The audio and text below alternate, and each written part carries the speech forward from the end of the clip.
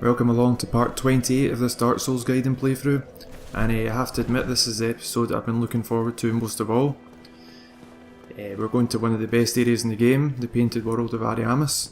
This isn't the way to get there actually, but first of all, before we go there, we're going to pick up a fire weapon.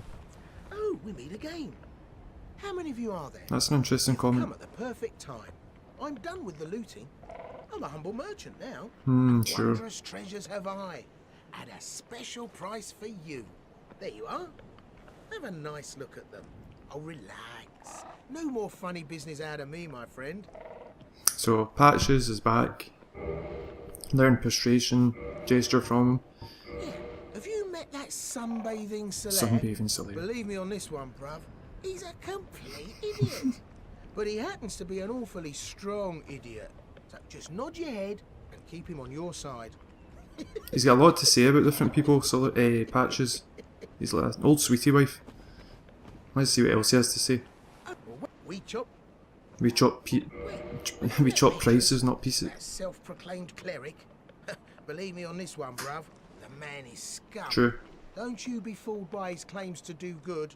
They're all the same, those rotten clerics. He hates clerics, it was the same in Demon Souls. Have you met Nodrog the Embraced? Believe me on this one, bruv. He's completely mad. And completely dead. He wouldn't think twice about cutting somebody down. So watch out for him. Especially if you've humanity to spare. I think it was an interesting... Done with the looting and what? It's an interesting wee addition to the game's atmosphere and lore and whatnot that they added in these dialogues with Patches.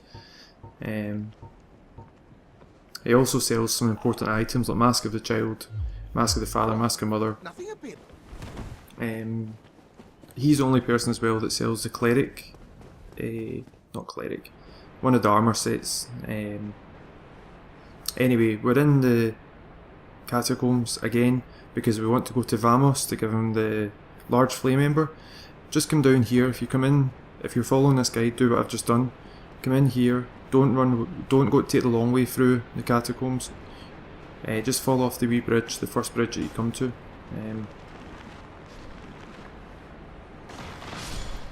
And we'll go down here and we'll take it. The reason I put the ring of fog on is basically just to make it easier to make my way around the catacombs so that the aggro radius of different enemies isn't as high. Or isn't as large, I should say. These guys, when they fall down there, most of them, they usually survive.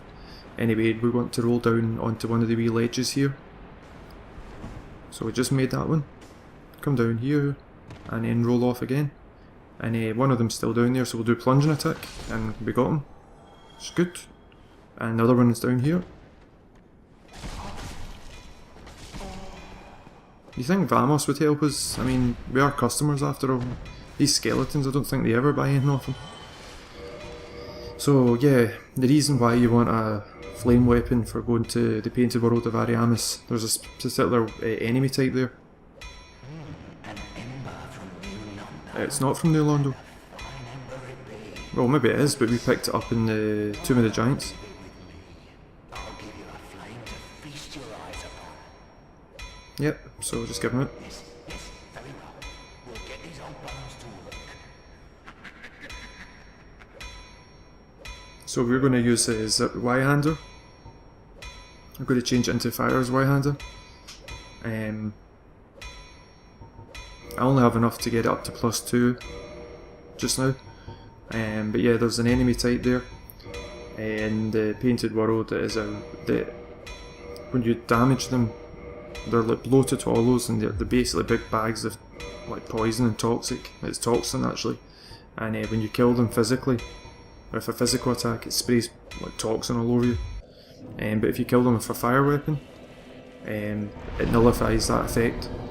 So before you go to the Painted World, the things I would recommend getting are charcoal pine resin if you don't have the shards, the green shards to make a fire weapon. Fire arrows. Remember, you can get charcoal pine resin from the undead female merchant. Warp back to this bonfire, the Dark Moon Tomb bonfire, because we are going up to the like the room cathedral with the painting in it and the painting guardians, and we need to use the mechanism to get the lift contraption back down here again. So yeah, fire arrows, charcoal pine resin, but if you have the, you know, the green shards and the large flame ember, then I would recommend just getting a fire weapon or a chaos weapon. And what else do you need? Blooming purple moss clumps. I would recommend getting them as well, and you'll see why. Even though there's lots of wee nasty enemies in the Painted World of Ariamis. Is there anything else in particular? Spider shield, if you've got that in your bottomless box, you could use that as well. A thrusting weapon, something like a spear, can help there. I think that's it. Let's see if I've written anything else down. So we're going to use the peculiar doll. We had to go back to the asylum to get that, and that doll allegedly, or maybe, belonged to Priscilla, crossbreed Priscilla, who has been entrapped by the gods in the Painted World. And I said in the previous episode that the Painted World was the first area created by FromSoft for Dark Souls, and that's why you have to use this. I'm just going to be quiet for a second. I love the sound effects in the Painted World of Ariamis.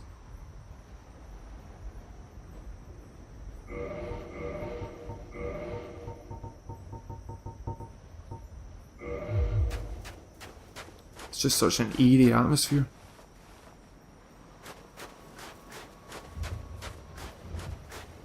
See those like popping sounds or cannony sounds? It sounds like cannons erupting in the background some distance away. They're actually in Dark Souls 2 as you move through the tutorial area, which is interesting. So this is the first bonfire. Make sure that you tag this bonfire, and I would suggest kindling it up to 20.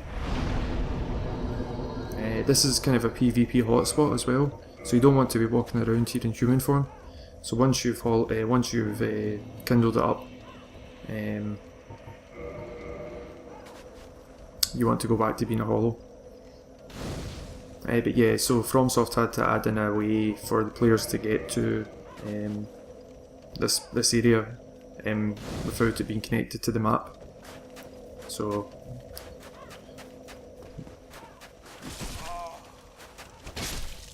the hollows around here. So the reason my bloodstain is there is because, like I say, I killed myself after I kindled the bonfire up. So I'm going to put the Ring of Fog on just now because there's a sniper coming up, and it's quite an annoying sniper. So you need your bow and arrow here, or some kind of ranged weapon to take this guy out. Well, you don't need to, but I would recommend doing it. The hollows here have probably over double the health that the hollows in Undead Burg and Undead Parish have.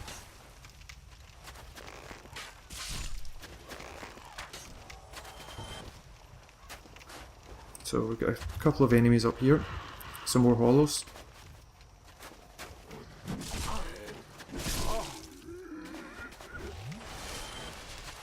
You can see why 20 Estus Flasks is handy around here.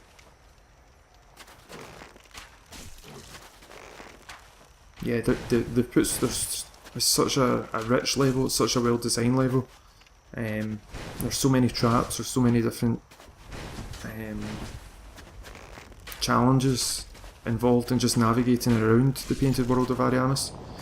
That looks like a flame, but it actually does more magic damage than it does flame damage. These are the bloated hollows I was telling you about. They're called bloated zombies, actually. I've written it down here somewhere. Engorged zombies, that's what they're called. So like, yeah, I'd written down here as well, it's magic damage, and so therefore something like a crest shield is better at blocking that than something like, not doing very well here, off to a bad start. Just need to regain our composure.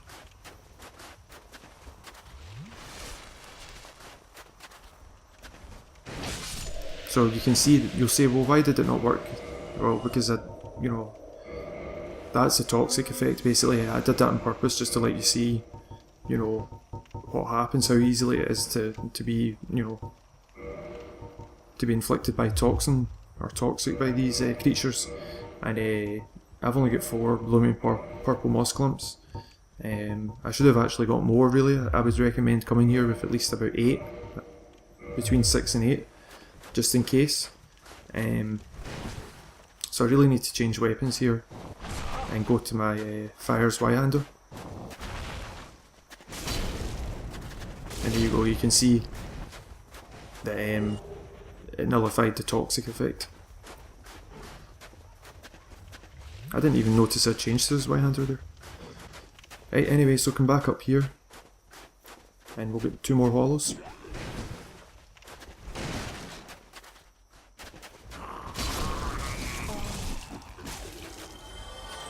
I like the reach of the Zweihander, it's a great weapon. There's another one up here. I got lucky here. We're now going to encounter one of the most annoying enemies in the game. These are, I think they're called demonic crows or something. Crow demons. Use a weapon, a heavy weapon against them. As soon as you go, you can see there's loads of them up there. This is more evidence for Seath, the scaleless, meddling in nature. These are abominations, these creatures. They're half crow, half human, half something else. You can't have 3 halves, can you? Anyway. Yeah, use a heavy weapon against these guys, and you want to be at a fast rolling speed. You can stagger them quite easily. When you go for that like jump attack, they can land in your head. The grab attack is really pernicious. It really does a lot of damage, and you really don't want to be grabbed by these guys. So make sure you're at a fast rolling speed. Use a heavy weapon. Dried finger, it's a multiplayer item I believe, I can't really remember, it's not something I use. What else? We've got more stuff to do in this rebuilding. We'll come down the stairs and we have another bloody horrible enemy down here, and that's godforsaken rats. I hate rats in this game. These white rats actually have a different type of, it's not poison damage these ones do, they do toxic damage, these ones. So again, another reason why you need blooming purple moss clumps. So we're back to the area, the wee steps. Here you go, we just kind of did a wee detour around there. The steps to the right are the steps where the first engorged zombies are in the level. So take this archer out, try and take him out before you go over there. Use a ranged weapon to get him. This building we're going to enter in a second is full of engorged zombies and a couple of hollows, and it can be quite a challenging area especially if you're not ready for taking on these engorged zombies. So quickly run in here and go to the right, and take these 2 hollows out that are hanging onto the edge. And we've now aggroed. So quickly change back over to the fire Zweihander. We get lucky there with the physics.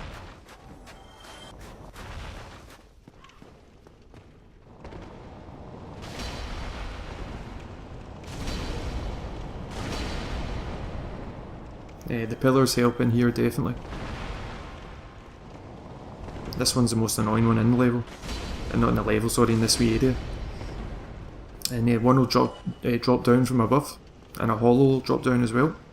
Come out here though quickly and just smash that rope. That item will drop down to an area that we can pick up from in a minute, or a wee bit later on in the episode. So I didn't notice these guys right behind me. I thought they would be further into the room, so I got a tag there a wee bit. And you're going to see an example of how you can still take on toxic damage. I like that move, that's brilliant, even though we've got a fire weapon. And the reason you say, how does that work? That's really inconsistent. It's not, it's actually specifically designed part of the interaction with those enemies. And what it is this is a split damage weapon, physical and fire. And if you do the jumping attack, it's the physical part of the weapon that actually kills them. And in order to nullify the toxin, you have to kill them with fire, not physical. So that's why the jumping attack doesn't really work against these guys with a split damage weapon like this one. So just something to bear in mind. So leap over here and get the Soul of a Brave Warrior. It's a nice amount of souls. There's another item down here. Egg vermifuge, just in case you get egg-headed by maggots. Although I don't know why it's here. I mean, you would think it would be somewhere else. Another good soul item. You can drop down there to the right, but we'll do it later on. There's an item down there.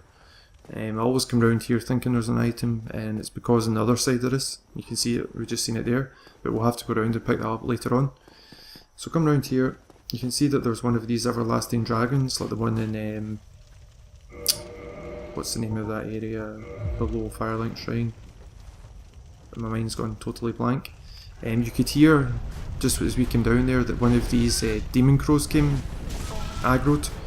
It always happens to me. It doesn't always happen, sorry, that's a lie. Sometimes the crow doesn't aggro, but in this case he did. And I'm not sure why the everlasting dragon aggroed, because normally you have to go and pick the items up that are on the broken bridge for him to aggro. But he did, and we'll have to take him out. So the strategy to take this guy out is to bait him into attacking. He attacks to his right in the centre. And you want to bait him to attack basically either or, and then you go to where he's not attacking, and that's some kind of toxic mist, I think, and it does something like 7 health points per second damage if you get toxic. But he's a relatively straightforward enemy to take out. We'll get 5,000 souls for killing him, and we'll also get a dragon scale. They're quite awesome looking, those everlasting dragons. These are the ones that didn't die. That was a bad move.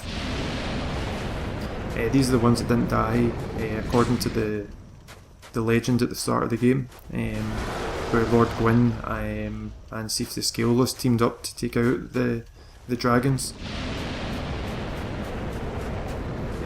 Sif the Scaleless famously betraying his own kind in order to get access to esoteric knowledge, or something like that. Anyway, he's down, and you'll see there's a weird anomaly with this guy. The other half of his body is down at the bottom of this bridge, at the end of this bridge, and dragon scale, so that's useful if you're using something like the Drake Sword or a blood shield. That's an interesting shield. This increases your bleed resistance. What else? Bleed, something I've written it down. Bleed poison curse resistance by 50%. It's got low stability, but it's a handy shield to have for different areas in the game. So keep it, don't put it into your bottomless box, keep it on your person. Yeah, so half of that everlasting dragon body is down here, and this is actually a way to basically skip most of the level. You have to do a jumping attack on this to get it. I didn't want that to happen. I didn't know that was going to happen. It's happened to me before in other playthroughs. So we're back again. That was really annoying. I was so frustrated when it happened. You basically do the jumping attack. You try not to get knocked off the side, and the legs will jump up. They'll spring up like that, and it allows you to go between them and basically drop down and go straight to the boss area. I don't know, it's really weird. I don't know if that was specifically designed to be like that, but that's how that works anyway. But we won't be taking the shortcut, because there's lots for us to do in this level. And like I say, it's one of my favourite places in the whole of Dark Souls, so I wouldn't want to skip it. So we'll come down here. Even though it's not a large area, the level's so well designed that you basically go back in yourself. We can't go through here just now. It says it's locked by some contraption, and that's true. We'll need to find a way to open it. So come through this fog gate, and we'll encounter a new enemy here, the Phalanx. And they're actually a great enemy to farm souls from. They respawn, and you can get like 20,000 souls from them, maybe a bit less than that at a time. And what you do is you put your silver covetous ring on, and you also want to trigger the overkill mechanic. because that gives you like X amount of percentage more souls for each kill. And we're not going to do that right now. I would use power within to trigger the overkill mechanic. We're just going to take out as many of them as we can. They also have the chance to drop the large leather shield and spears, and if you farm these guys you'll end up with like a dozen of each. So there's an interesting statue that they're guarding as well. We'll have a closer look at it in the next episode. Right, so what we're going to do is we're going to open this shortcut which allows us to get straight to the bonfire, so we don't have to take the big detour up the way.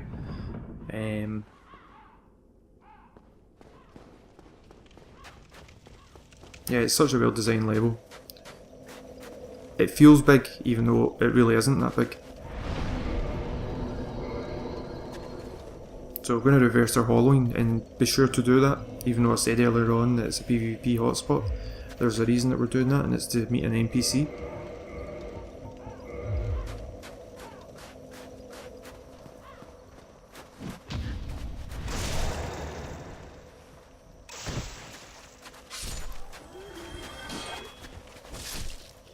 Nice dodge here.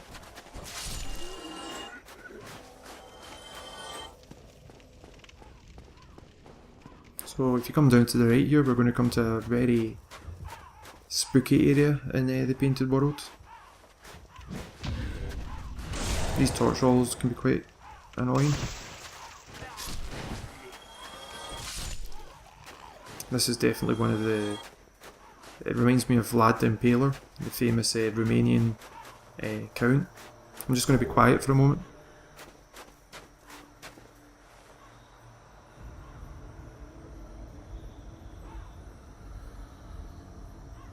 You can hear voices like ethereal,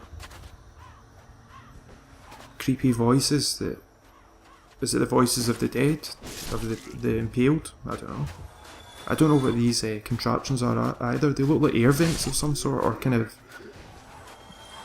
But then they look like they were designed to be pulled along by something. Something like, you know, something was supposed to hold on to that and pull it along. Very strange.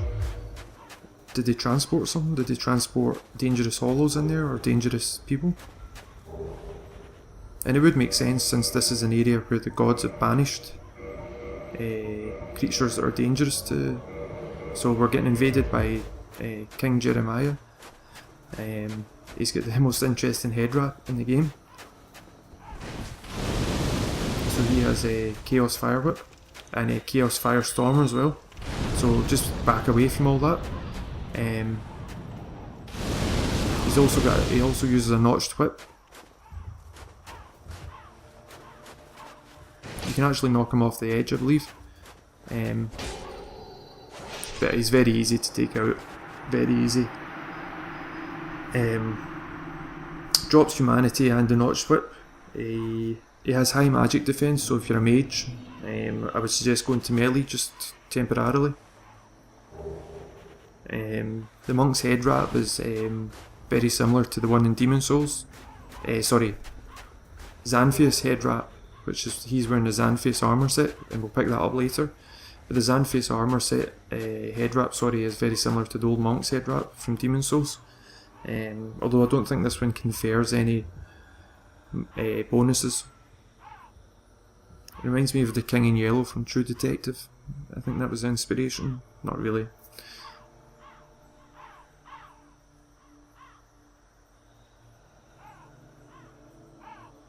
You'll recognise that from some of the wallpapers you've probably seen online for Dark Souls.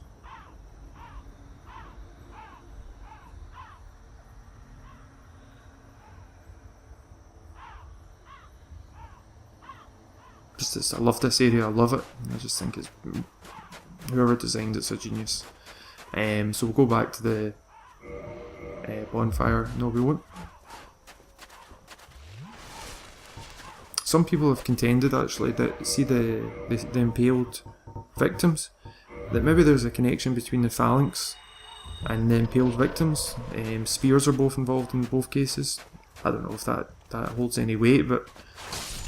So this is the overkill mechanic. You can see we did 902 damage against that one phalanx warrior.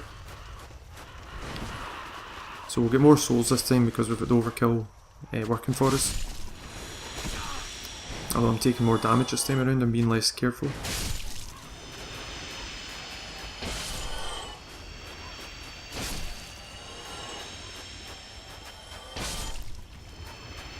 I've never actually noticed the spears on their backs. I've never noticed that before. Now maybe that lends weight again to the idea of these guys being impaled. Anyway, so I've changed over weapons and armour set. I've gone to the Black Knight Halberd. Just want a weapon that has more damage output. That was lucky. So we've only got one more thing to do in this level, and then yeah, that'll be it. And then in the next episode we'll take on the area boss. We've also got a few other wee bits and bobs to do around here. So just watch out. Same trick here. We've got some hollows coming up over the walls. And we've also got that archer firing at us. The one that's annoying. So knock half this cable in two. And if you go left there's actually a shortcut. It's not really a shortcut. It takes you to an area below the ground level. So we'll come... Jeez, I got fright. I don't know where he came from. I think he must have seen us from... He must have aggroed from the area with the sniper up there, up the stairs. Because normally there's only 3 hollows around here and we took them all out. So picked up the humanity. I'm just going to go back up here and show you this shortcut that you can get to the area underground. I wouldn't suggest going this way because there's some items that you can pick up if you go the other way. So go straight on, go straight ahead. Just keep going straight on, it'll take you right into this area and you'll get a wee secret in here, the soul of a brave warrior. And then come around here, there's a couple of items. That was the item that we that dropped from the area above, that when we knocked a wire into earlier on. Ring of Sacrifice, always good to have a couple of them in your inventory. Come down here, and this is us going to basically the second part of the area. And this is us going to open move the contraption that allows us to open the door to progress to the boss fight. We now encounter one of the most annoying enemies in all of Dark Souls, the godforsaken bone wheels. And I'm not using the best weapon down here because it's banging off walls, so I'll maybe change it. Ring of Fog can help down here. There's a lot of secret wee walls down here as well. There's one in front of us. Always just look left and right whenever you're around in these tunnels. Anyway, I hope this episode helped and I'll see you in the next one.